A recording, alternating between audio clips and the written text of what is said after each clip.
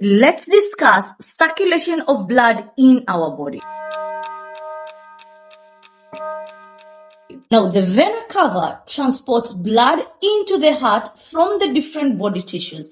As you can imagine, this is going to be blood that is rich in carbon dioxide that has been produced by the tissues after respiration. Now, this is what is termed as deoxygenated blood. It contains less oxygen and a lot more of carbon dioxide.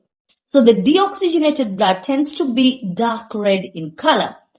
Now, this blood is received by the right atrium. So once the atrium are full of blood, the muscles of the atrium contract, causing the tricuspid valve to open up.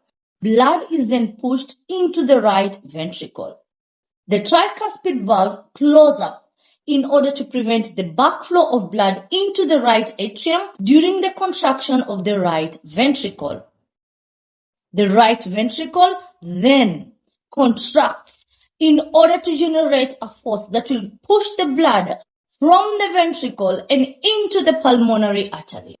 Now, when this happens, the semilunar valves that are located at the base of the pulmonary artery are going to be open in order to allow the flow of blood.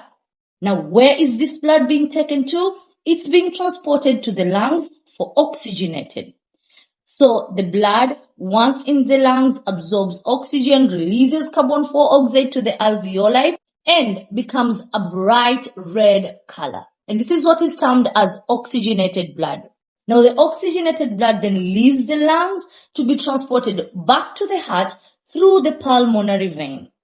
Now at the same time, you're going to have the muscles of the left atrium relax. This of course increases the volume of the left atrium. And it also causes blood to flow from the pulmonary vein and into the left atrium. Once this happens, the muscles in the left atrium contract. Now, this contraction causes the bicuspid valve to open up, and blood is pushed into the left ventricle from the left atrium. Now, the bicuspid valve, of course, closes up in order to prevent the backflow of blood into the left atrium. The ventricles fill with blood, contract their muscles, and push this blood into the aorta. Now, when this happens, the semilunar valve located at the base of the aorta open up to allow the flow of blood. So the blood is pushed out from the left ventricle under very high pressure to the aorta. The semilunar valves then close up in order to prevent the backflow of blood into the ventricle. The aorta transports the blood rich in oxygen to different body organs.